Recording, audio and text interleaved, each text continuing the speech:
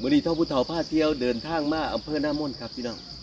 มารวมทำบุญอุทิศส่วนกุศลให้กับผู้ที่ตายไปแล้วอยู่วัดโพกุศลบ้านโน่นยิ่งสันอำเภอหน้ามนต์จังหวัดกาฬสินธุ์ครับพี่น้องเพิ่นเริ่มพิธีแล้วสิเริ่มจากการทำบุญตักบาตรก่อน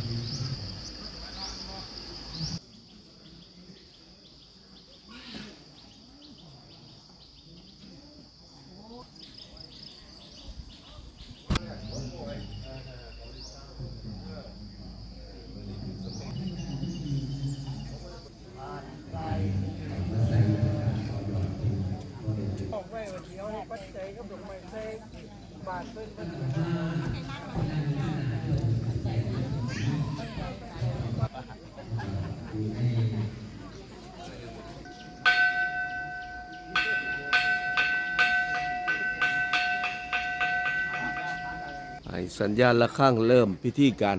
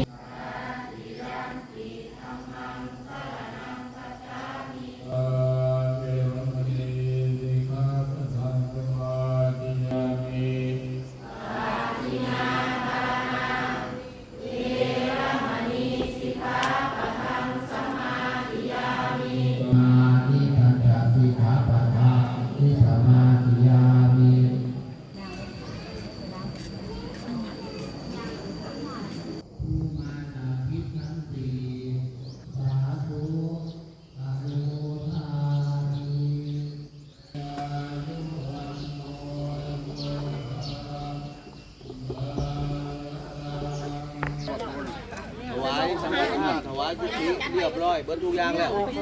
บาดนี้กินไอติมแล้วจะไปกินข้าวนี่ผู้เจ้าภาพไงลงมือไปขาย